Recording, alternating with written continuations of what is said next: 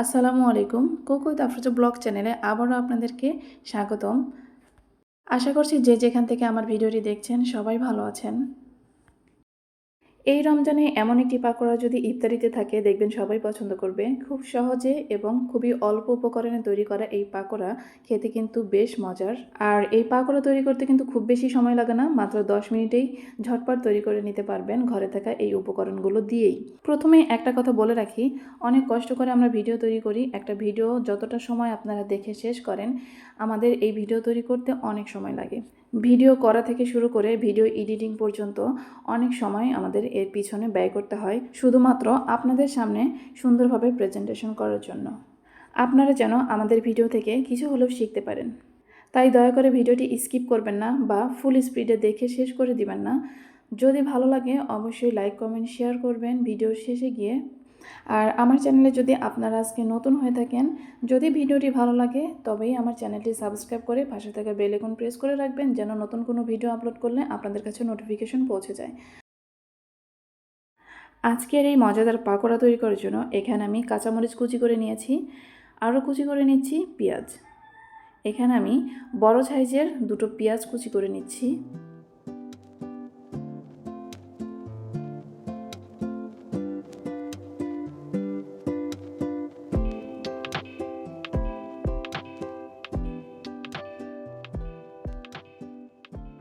এখন কুচি করে নিব গাজর। এখানে আমি একটা গাজর কুচি করে নিব।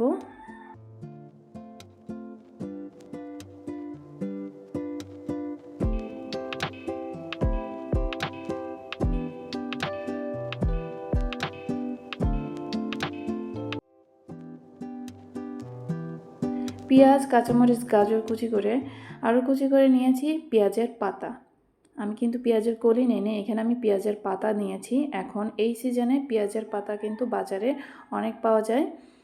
তো পেঁয়াজের পাতা দিয়ে এই পাকোড়াটা কিন্তু আসলেই অনেক ভালো লাগে, দারুণ লাগে। এখন এর মধ্যে দিয়ে দিলাম 1 চিমটি পরিমাণ লবণ, 1 চিমটি পরিমাণ ভাজা জিরার গুঁড়া, 1 চিমটি পরিমাণ দিয়ে দিয়েছি ধনিয়া গুঁড়া। এখন দিয়ে দিলাম ম্যাজিক স্বাদ মশলা 1 প্যাকেট, দিয়ে দিলাম সামান্য একটু গরম মশলার গুঁড়া। আর এখন দিয়ে দিলাম বেসন 2 টেবিল চামচ। এছাড়াও দিয়ে দিব আটা 2 টেবিল চামচ। আপনারা চাইলে চাউলের গুঁড়া ইউজ করতে পারেন, সেক্ষেত্রে হয়তোবা আরও ক্রিস্পি হবে, কিন্তু আমি আটা দিব। আটা দিলে অন্যরকম একটা স্বাদ, অন্যরকম একটা গ্রান পাওয়া যায়। তো আমার কাছে আটা দেওয়ার জন্যই বেশি ভালো লাগে, তাই আমি আটা দিয়েই তৈরি করব। এখন সব কিছু এভাবে মাখিয়ে রাখবো। হাতের সাহায্যে ভালো করে সবজিগুলো চটকিয়ে চটকিয়ে মাখিয়ে নিব। আমি কিন্তু এখানে কোনো পানি বা ডিম বা কোনো কিছু ইউজ করিনি। সবজির মধ্যে যে পানি থাকে সেই পানির কারণেই এটা ভালো করে মাখানো হয়ে যাবে। সব কিছু ভালো করে মাখিয়ে নেওয়া হয়ে গেছে। এখন আমি পাকোড়ার শেপে তৈরি করে নিব।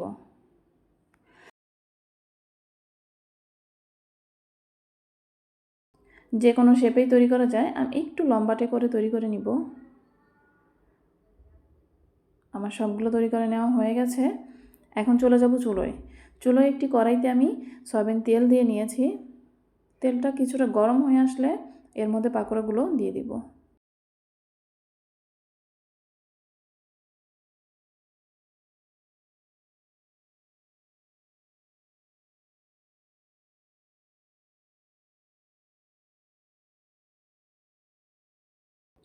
আমি কিন্তু লো মিডিয়াম আঁচে এই পাকোড়াগুলো ভেজে নিব। এক পাশটা ভেজে নেওয়া হয়ে গেছে, আমি উল্টিয়ে দিচ্ছি। ইফতারিতে তো আমরা কত কিছুই খাই, তো একবার এভাবে পাকোড়া তৈরি করে দেখবেন কতটা মজার হয়।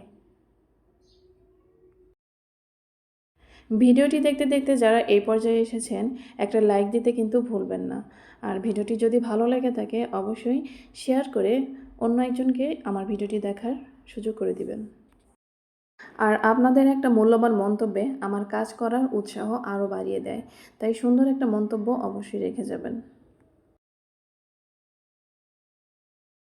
এই পাকোড়াগুলো এভাবে উল্টিয়ে পাল্টিয়ে ভেজে নিব। প্রায় হয়ে এসেছে। পাকোড়াগুলো তৈরি করা হয়ে গেছে। এখন আমি তুলে নিচ্ছি।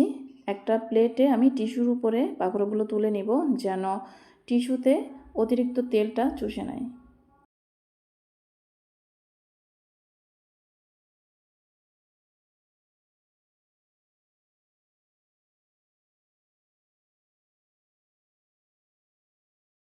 এই তো তৈরি করা হয়ে গেল এই পাকোড়া। সত্যি অনেক মজাদার একটা পাকোড়া। এই রমজানে ইফতারিতে বা বিকেলের নাস্তায় যে কোনো সসের সঙ্গে সার্ভ করবেন, দেখবেন অনেক মজা হবে এই পাকোড়াগুলো। সবাই পছন্দ করবে। আজকের ভিডিওটি এই পর্যন্তই। সবাই ভালো থাকবেন, সুস্থ থাকবেন। আল্লাহ হাফিজ। আসসালামু আলাইকুম ওয়া রাহমাতুল্লাহ।